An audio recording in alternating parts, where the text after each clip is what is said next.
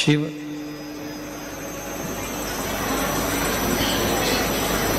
जिनको दुनिया के लोग केवल रुद्र कहते हैं,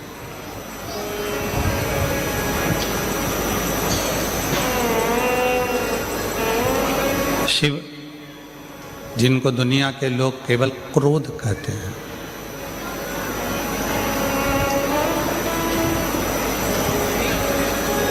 पर रुद्र क्रोध शिव नहीं, शिव शांति की मूर्ति है, शीतलता की मूर्ति है।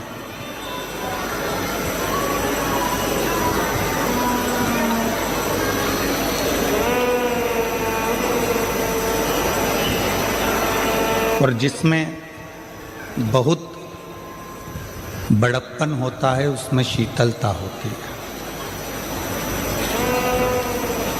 अभी एक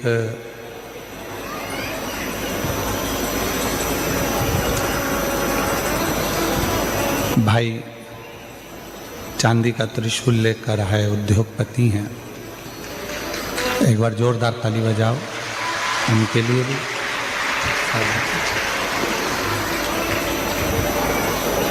हमने देखा बहुत सारे लोग खड़े थे, पर उनकी नम्रता के साथ में उन्होंने त्रिशूल का स्मरण कर कर भेंट किया।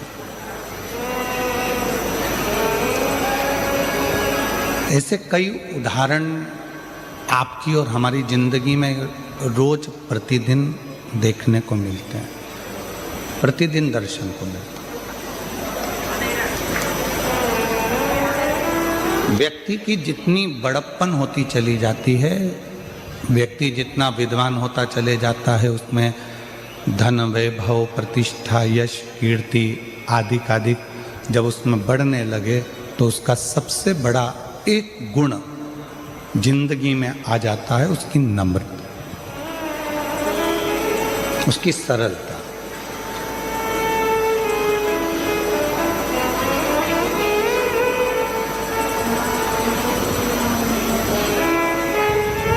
जिंदगी में सब कुछ प्राप्त करना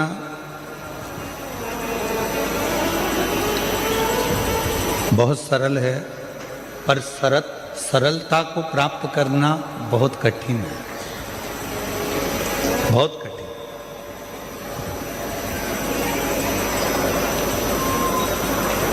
और जिस व्यक्ति ने अपनी जिंदगी में सरलता को प्राप्त कर लिया, समझ लेना कि वो उन्नति की सीढ़ी पर चढ़ना प्रारंभ कर लिया और वो उन्नति की ओर आगे बढ़े।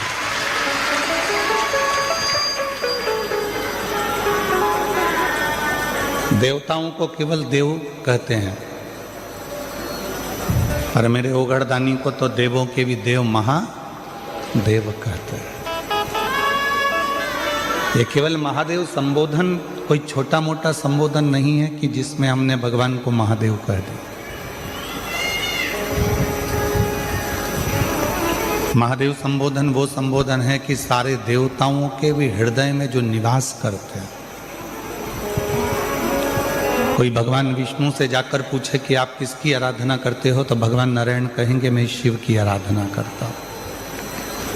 कोई भगवान राम जी से जाकर पूछे कि आप किसकी आराधना करते हैं, तो भगवान राम कहेंगे मैं शिव की आराधना करता हूँ। कोई भगवान कृष्ण से जाकर पूछे कि आप किसकी आराधना करते हो, तो भगवान कृष्ण कहेंगे मैं शिव की आराधना करता हूँ। कोई आद्य शक्ति माँ दुर्गा, भवानी, जगत जननी अम्बा से जाकर पूछे, जगदम्बा से जाकर पूछे कि आप किसकी आराधना करते हो, तो कहेंगे मैं शिव की आराधना करता हूँ।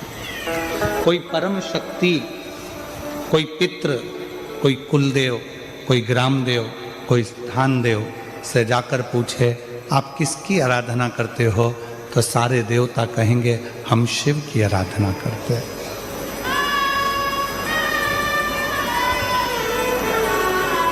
क्यों? क्योंकि शिव क्षमा की मूर्ति है, उनमें भोलापन है, सहजता है, नम्रता है, और वो नम्रता उनको बड़ा बनाती है। आप बहुत बड़े बन गए, पर आपके भीतर अगर वो नम्रता नहीं आ पाई तो आपके जीवन में आप कुछ नहीं कर पाए।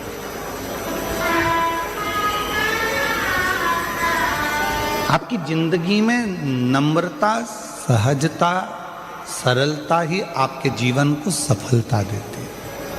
और देख लिया संसार हमने, देख लिया सब मतलब के यार हमने, देख लिया झूठे नाते झूठे रिश्ते, झूठे नाते झूठे रिश्ते, अरे झूठा है संसार हमने देख लिया सब मतलब के यार हमने, देख लिया संसार हमने देख लिया। वो एक भीतर से जिसके नम्रता है, भीतर से जिसकी सरलता है, भीतर से जिसकी सहजता है, वही शिव का एक प्रतिबिंब स्वरूप है। वही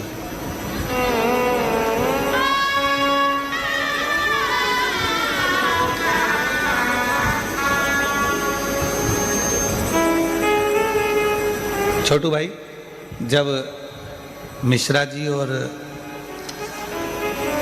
सेंगर जी ये दोनों जब सीहोर पहुंचे थे शिव महापुराण की कथा लेने के लिए, तो हमने इनसे पूछा था कि कथा सूरत में इतना भीड़ आता है, इतनी भक्त आते हैं और रात्रि में विश्राम करने वाले ज़्यादा आते हैं। छोटू भाई, कभी मौका मिले तो आप लोग सब रात का आप तो दर्शन कर रहे होंगे, रात्रि को विश्राम करने वाले ज़्यादा होते हैं, क्योंकि सबको मालूम है रात्रि विश्राम कर कर सुबह कथा सुनकर बाबा की मिट्टी को अपने शरीर में लगाकर बाबा से अपनी मनोकामना पूर्ण कर कर जाना सब। तो हमने मिश्रा जी से भी कहा, सेंगर जी से भी कहा कि भक्त बहुत आएंगे, कैसे व्यवस्था हो पाएगी, आप लोग कर लेंगे? तो इन्होंने कहा था, आप कहते हो कि शिव जी किसी ना किसी रूप में आते हैं। तो छोटू भाई, मिश्रा जी और सेंगर जी ने एक ही बात कही थी कि कहीं ना कहीं कोई ना कोई मिलेगा और शिव संभालेंगे। और मुझे लगता है आप ऐसे मिले इनको कि कहीं ना कहीं बाबा की कृपा से ये पवित्र कथा हो। मैं लड्डू गोपाल महाराज जी से भी, आज गौशाला के महाराज जी को भी कहूँगा, कहीं ना कहीं शिव की भक्ति करो।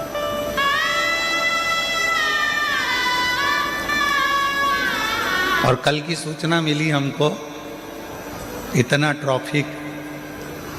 ट्रैफिक मुंबई में भी कथा करी तो भी इतने घंटे का जाम नहीं लगा, जो तुम इतनी लाखों की संख्या में पहले दिन आ गए कि पूरी गाड़ियां ठस ठस रही।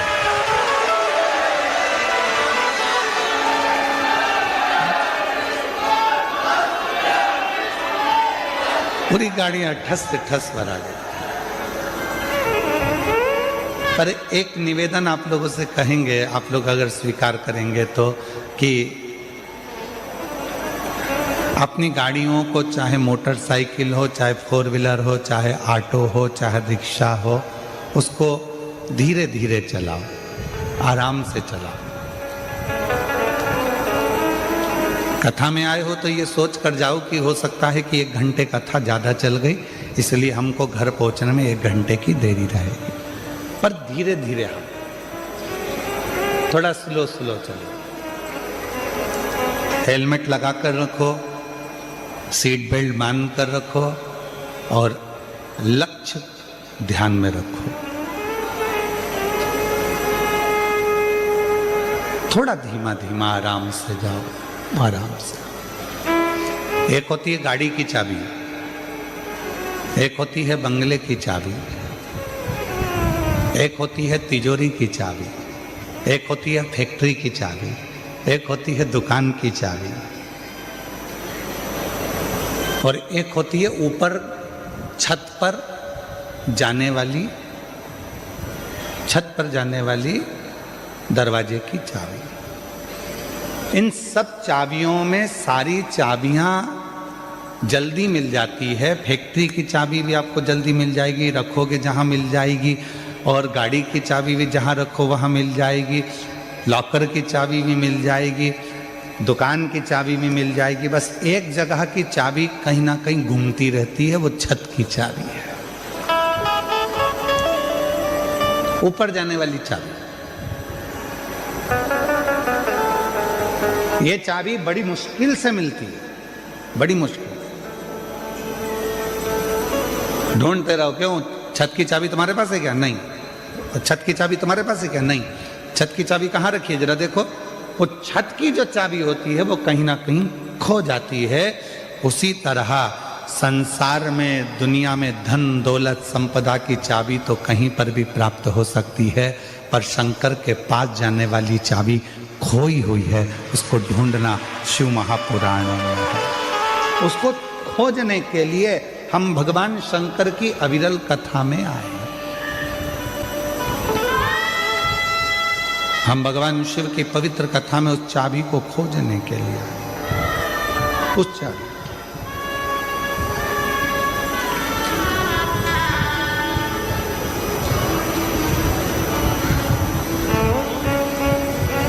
और चाबी खो गई तो ढूंढना पड़ेगा, और अगर नहीं ढूंढ पाए तो फिर ताला तोड़ना पड़ेगा या फिर चाबी वाले को बुलाकर लगवाना पड़ेगा।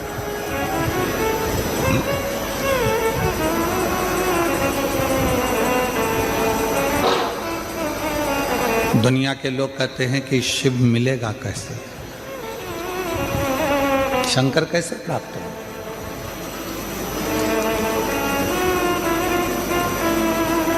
शिव को प्राप्त करना कोई कठिन विषय नहीं है। एक लोटा जल लेकर जब आप अपने घर से भगवान शंकर के मंदिर की ओर जाएंगे, हृदय में शिव शिव श्री शिवाय नमस्तुभ्यम उच्चारण करते करते करते करते जब शंकर के भगवान के नजदीक में जाएंगे तो शिव कुछ ना कुछ आपको दिया होगा, इसलिए शंकर भगवान आपको अपनी ओर खींच लेंगे, अपनी ओर। हर कोई सा पाना और हर कोई सा नट हर जगह पे फिट नहीं होता। नट जानते हो? अरे बोलो तो जम के। पाना जानते हो? गाड़ी में वो नट को कसने वाला। हर कोई सा पाना और हर कोई सा नट हर जगह पर फिट नहीं होता है। जो नट जिस स्क्रू के लिए बना हुआ है वो उसी में फिट होता है। उसी तरह संसार सागर में पूरी मृत्यु लोक में जितने भी लोग रहते हैं उसमें से कुछ लोग ऐसे हैं जो शंकर भगवान को भजते हैं। तो समझ लेना कि तुम वो नट हो जो शंकर नटराज में ही फिट हो सकते हो, दुनिया में कहीं फिट नहीं हो सकते। किसी की सामर्थ्यता नहीं कि आपको वो फिट कर दे।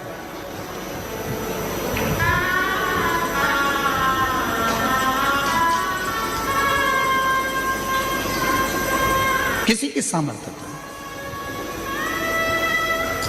एक बड़ा सुंदर प्रसंग आता है भगवान शंकर की परम भगत हनुमान जी महाराज की माता मां अंजना जी का। शिव जी की परम भगत थी माता अंजना। संतान का सुख नहीं था माता अंजना के, संतान प्राप्ति नहीं थी माता अंजना के।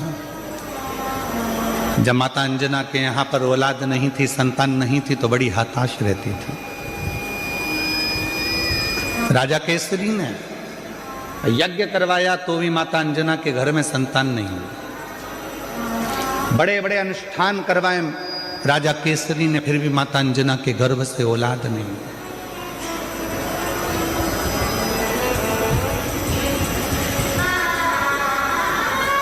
बहुत कठिन।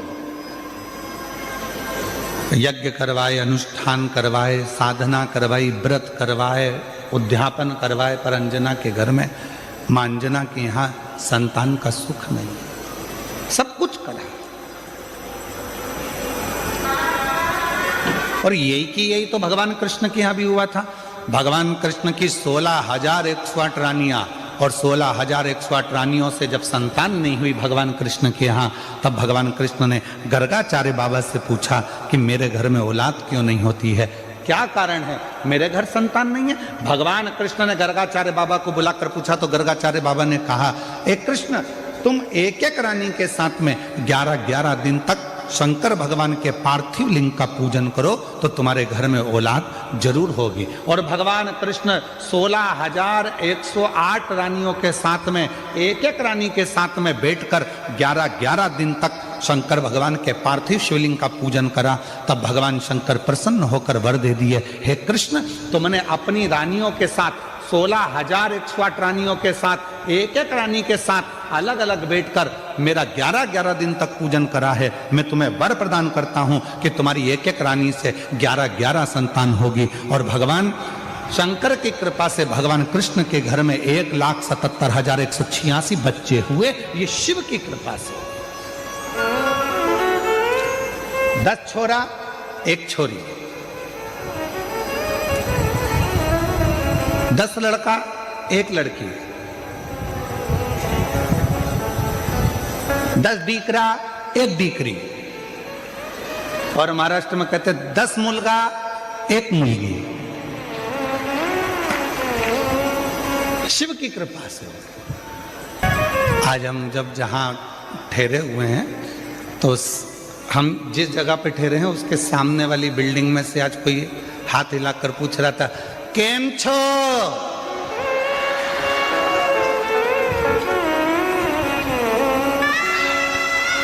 हमने कहा मजा में। फिर हमने पूछा तुम केम छो? तो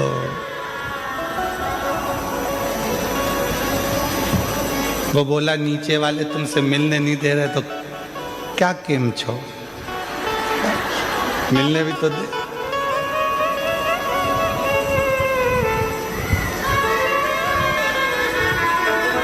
अंजना माता ने अपने पिताजी से कहा, गौतम ऋषि से, पिताजी मेरे घर में औलाद नहीं है, संतान नहीं,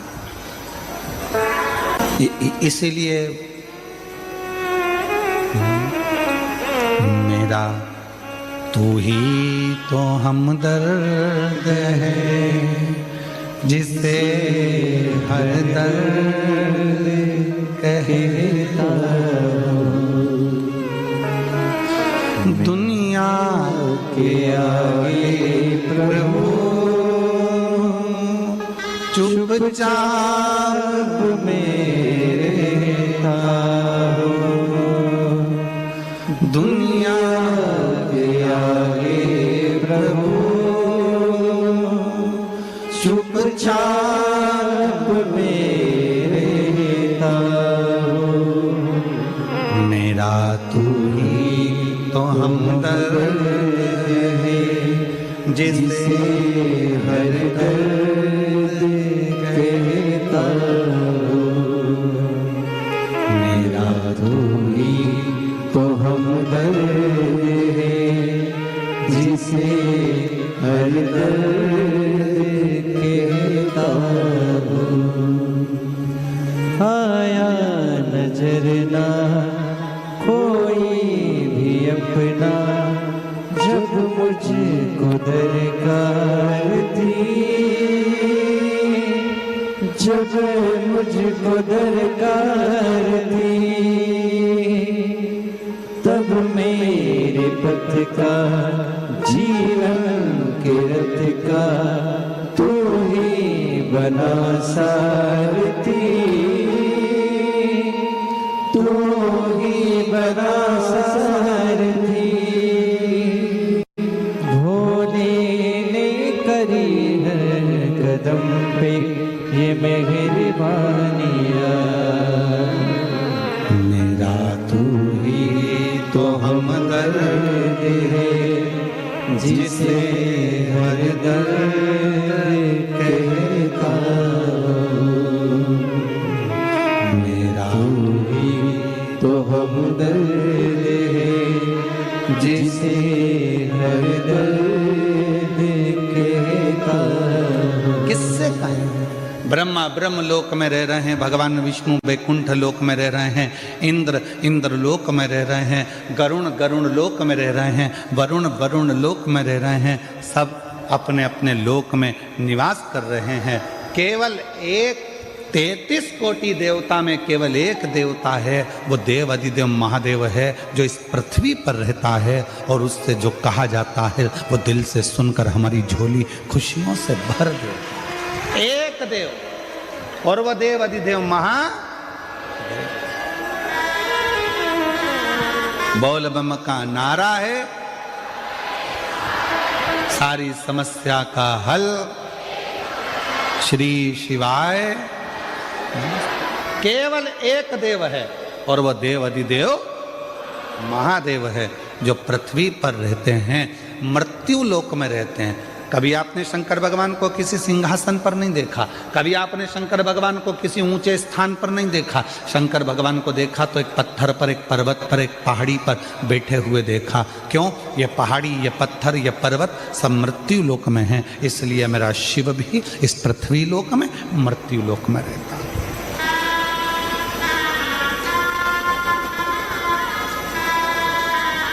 और उसको पाना सरल है, उसको पाना कठिन नहीं है।